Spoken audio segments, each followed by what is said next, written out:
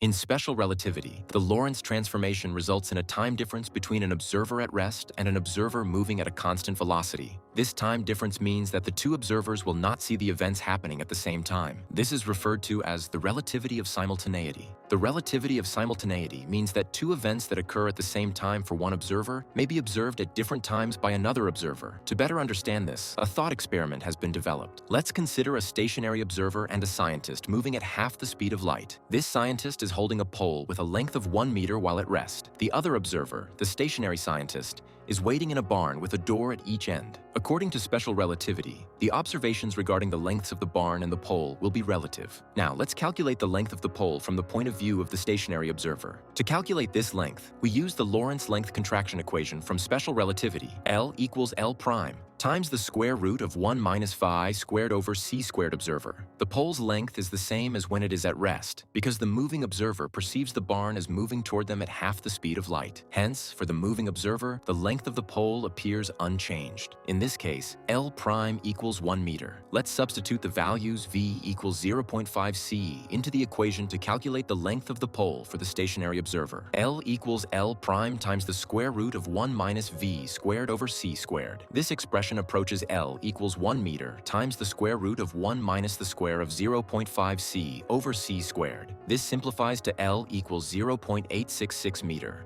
For 1 minute, we said the moving observer sees themselves as moving toward the barn at 0.5 c. Therefore, due to Lorentz contraction, the barn's length appears as 0.866 meters to the moving observer. This situation leads to a paradox. While the stationary observer sees that the pole fits in the barn, the moving observer sees that the pole will not fit. To resolve this paradox, consider that when the pole fits exactly inside the barn, the stationary observer quickly closes and opens both doors. While the stationary observer sees both doors close simultaneously and the pole fits, the moving observer cannot observe both doors closing at the same time because the pole does not fit inside the barn. Does this mean special relativity is incorrect? Certainly not. There is no paradox here. What this situation shows is that the simultaneous closure of the doors, as observed by the stationary observer, is not simultaneous for the moving observer because simultaneity is relative. What happens simultaneously for the stationary observer occurs at different times for the moving observer. Let's first calculate the values of x for the front and back doors. At time t, the stationary and moving observers have a separation of x. The front door will have a path difference of x minus 0.5.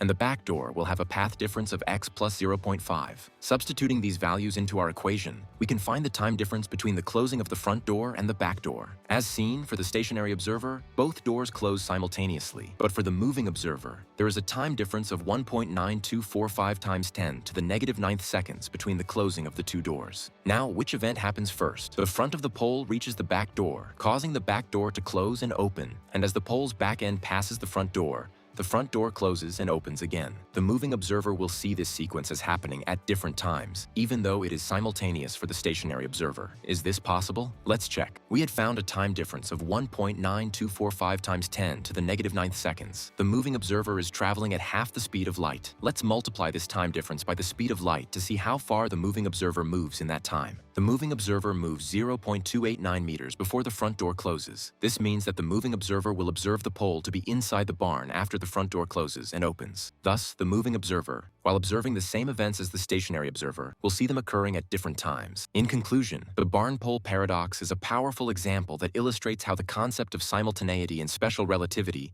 changes depending on the observer's frame of reference. Thanks to special relativity, we can understand that the sequence of events changes based on the observer's motion, and that these different perspectives are actually consistent with each other.